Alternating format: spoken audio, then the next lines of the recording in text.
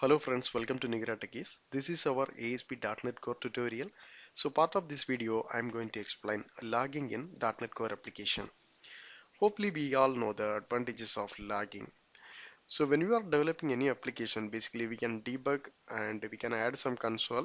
In order to we can get the application progress and also any exception also we will get the complete information. But once we deployed, we cannot get all the information. So in case if you are using this log, so we can check in the log file if there is any error, we can check what is the details of the exception. So basically we can get all the information. For implementing this log, nowadays we have the several third-party libraries. So in this video, I'm going to explain one of the libraries called Serilog. Okay, first let me provide some details about this Serilog. The Serilog is an open source .NET library and it provides the rich logging experience, and also it's run this .NET framework and also .NET Core, and it's provided for supporting the structural logging, and the integration is very simple because the configuration point of view we have to install the package and we have to do some small amount of changes only, and the performance also great. Basically it's not going to affect the application performance. So these are the advantages. Now let me move on this implementation. For implementing the Serilog in our application, first we should install this package, Serilog.AspNetCore. So if you are installing this package, it will install the required dependencies also. So this is my created application. It's based on my last video. Here I'm just executing this package command. So it will install the Serilog in my application. So look like the installation gets completed. Now let me go to the one of the controller. So in the controller, I'm going to add one namespace, Serilog. Okay, the namespace gets included. So if you want to use this Serilog, we have to complete some configuration. So then only we have to use in the complete application. So let me go to this program.css file. So here also I'm going to use the same namespace. So after that, let me initialize my logger. So log.logger equal to new logging configuration. So here I am going to write all the logs into one of the file. So let me use this write to option. Then it's a file. So inside the file, we supposed to pass our parameter. The first parameter is our file path, and the second one is rolling interval. So rolling interval dot day. Okay, these are the basic parameters. So after that, we can create our logger. Okay, it's done. So let me move in the next line. Okay, this is fine. So here I need to provide the log path. So I am already created one path here. So let me copy the same thing.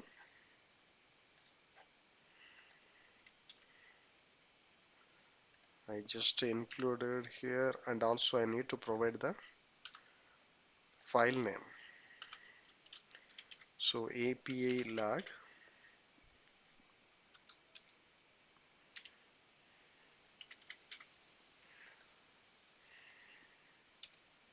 So in the log folder already I'm having one log file. So let me remove it. The application will create if there is no file. So here we have done. Now let me go to my customer controller. So in the customer controller, the first method, the getAll method, here I am going to use this log.log information.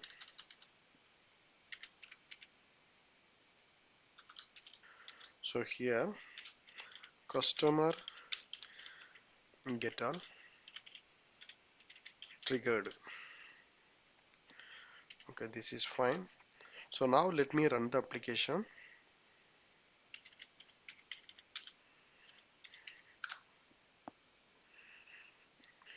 Okay, our application is loaded. So let me refresh it here. Yeah, it's fine. So now let me go to the log folder. So here we don't have any log file at all. So let me try to execute this customer services.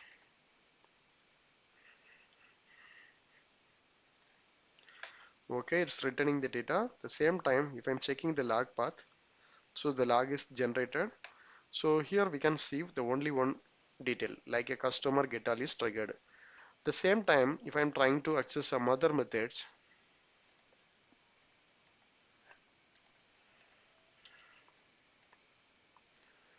so it's working,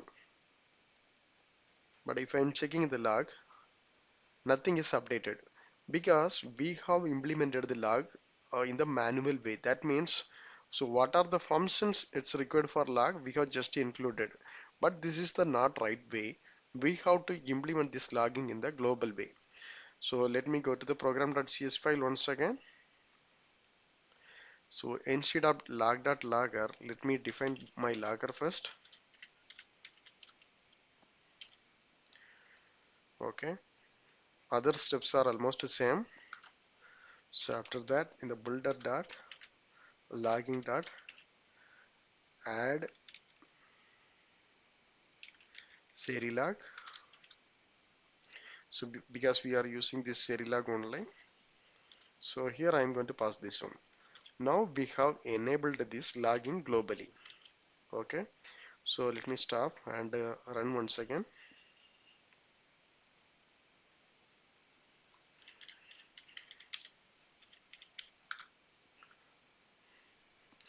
Okay, application is running. So now let me check the log. Even I am not executed anything. So you can see the information details like, so our application listening in to hostess, and for stopping the application we have the command like this, and our main content for this like that. So we will get some basic information. So when we are running our application, we not provided any custom value. Now let me try to execute my one of the method.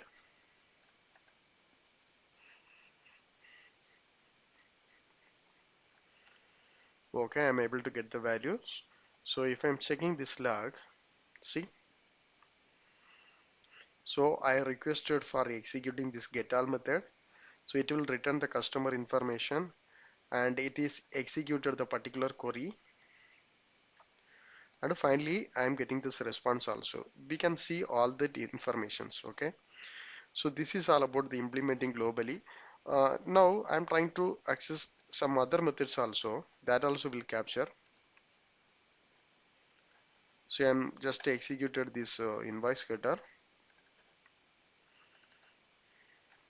Now see once again, and it's requesting for this getAll header method, and it's executing this particular query from our table sales getter, and also once it's finished we are getting this 200 response. Okay, and still if you have a questions like I need to provide some custom messages also, how we can do it is, so using this dependency injection we can do it. So let me go to the customer controller. So instead of using this log.information, information, I am going to inject here private read only ilogger,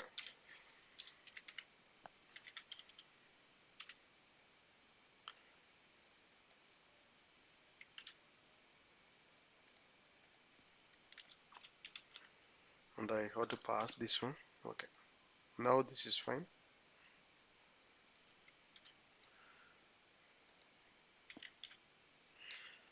So I just injected, and again I need to set the value also.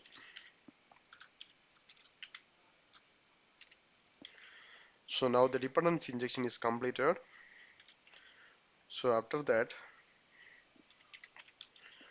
we can provide like this log information. So basically we have the several types of logs. So the basic one is information, the similar way is a log warning and log error. So let me use the log information only. Log testing.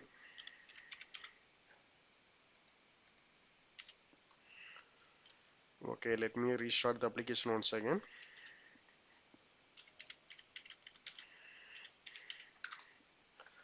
And I'm going to execute this getAll method.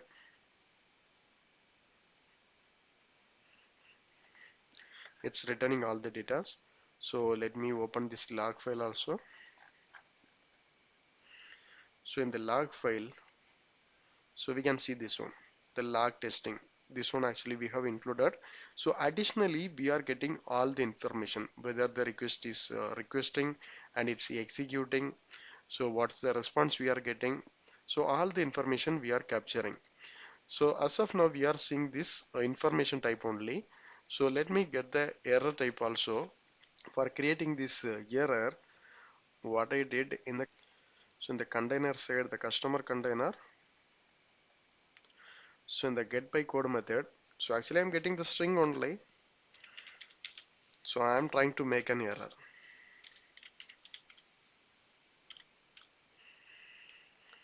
Convert dot to into 32. So I'm trying to make into integer. So let me run the application once again. So before that, I'm going to delete this log because the length is too high. .NET run. Okay, application in running mode. So again, the log file is generated. We have this basic information. Now let me go to this get by code method. Here I'm going to provide. So this is one of the string value. If I'm sending here, I'm getting this error response. Okay. So if I'm checked in the log also, so I will get the same information, and this exception type is error only. ERR. Now just to consider one scenario. Instead of capturing all the events, if there is only error situation only, we supposed to capture the log means we have to set the minimum error level. So that we supposed to do in our program.cs file. Before going to write the file, I'm going to give minimum level. So in the minimum level, if I'm giving the information, it will take the information. Even there is an exception or warning, that also will cover. But if I'm providing this error, it will capture the error only.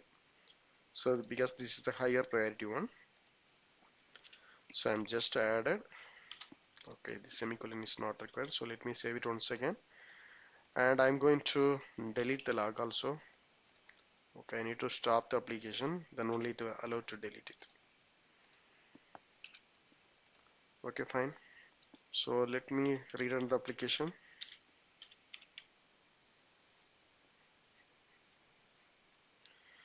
Okay, hereafter it will store only the exception information only. So if I'm running the application, this is just a success scenario. So it won't capture this information. If there is any exception, that time only it will capture. So let me check the folder. There is no file. Okay. And now I am trying to execute this getAll method. So this is also positive response. Currently we don't have any exception. So in the folder also we don't have the file. Now let me come to the get by code method. Trying to execute the same method, it will show an error. Okay, the error scenario. If I'm check the folder, I can see the log file is generated. So here I can see this log information only. Other information not stored here. So this is the functionality is called applying the filter for log level. Okay. So as of now, I just explained how to apply this logging for individually and also how to enable globally. And one more thing, how to applying the filters based on the log level. So now let me explain how to move these settings like a rolling interval and also this log file settings. So these are the information how we supposed to move in the app settings.json. Why? Because if you have all the information in our program.cs file, if there is any change, we have to build and deploy once again. But if you have something in our JSON file, we have to just modify the JSON file in the server itself. There is no build is required. So let me do it. For doing this one, let me go to the app settings.json file. Here already we have this logging and allowed hostings, the connection string we have added. So after that, I'm going to use Serilog. Okay. So then I'm going to mention which DLL I'm going to use. So using So Serilog skins dot file. So next we have to provide the level of the error we are going to capture.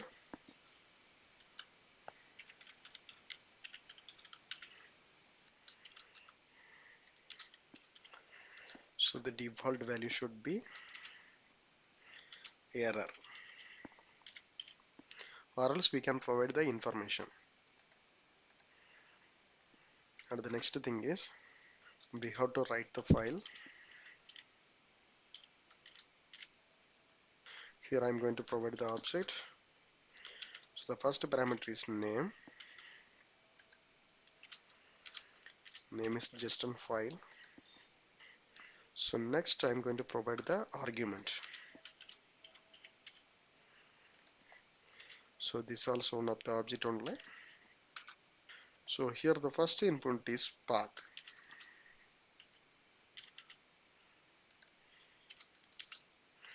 So the path already we are having in our program.cs file. So let me copy everything.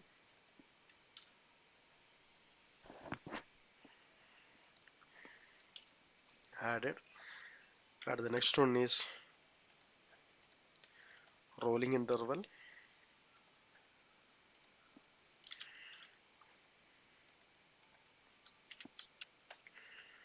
So it should be day. And we have one more property. It's the output template. If required, we can use it. So already I'm copying it. So let me include it. So this is all about the changes in our app settings.json file. So now let me configure this value into our program.cs file. So in the program.cs file, I'm going to comment these two lines. So after that, I'm going to read the settings from our configuration. So let me add a read from dot configuration of builder.configuration. So let me provide enter. Okay. Dot enrich from log content. Okay, we have done our changes. So let me go to the log folder. Here I'm going to delete the file once again. So look like our application in running mode. Okay, it's removed. So again, we are capturing the exception in the error level only. So that's what I included like this. So let me run the application.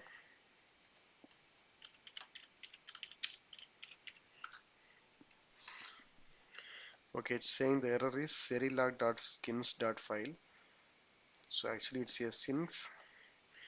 Okay, let me rerun the application once again.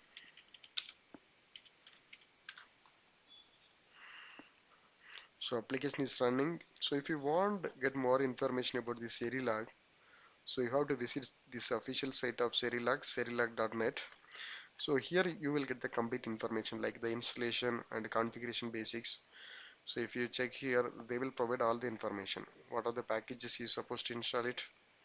So we need to install the Serilog since.console, but if you are including Serilog.AspNetCore, so it will include all the dependencies, okay?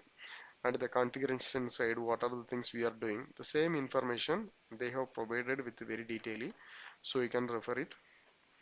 Okay, our application is running now. So let me check in the log folder. There is no file because we are maintaining the so in the log folder we don't have any file because we are maintaining the logs for only the exception. So let me refresh it. Again, I'm going to use the get by code method only.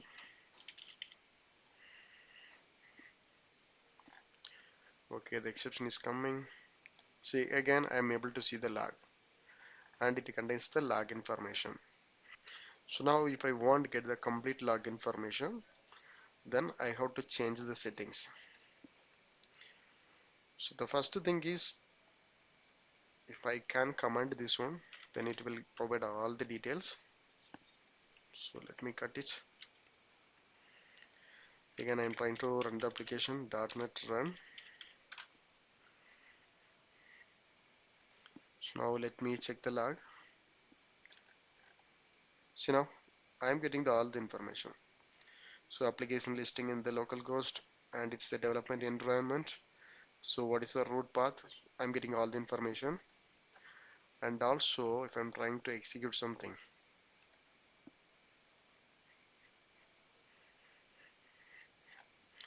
so the get all method, so if I'm checking, I will get all the information. Okay, so all are the information type only. Basically the good practice is you have to keep this minimum level, and inside that you have to provide the exception level or else the log level.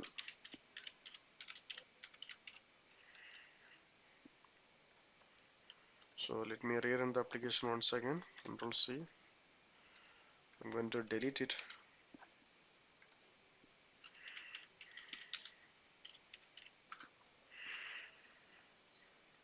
Okay, again application is running now.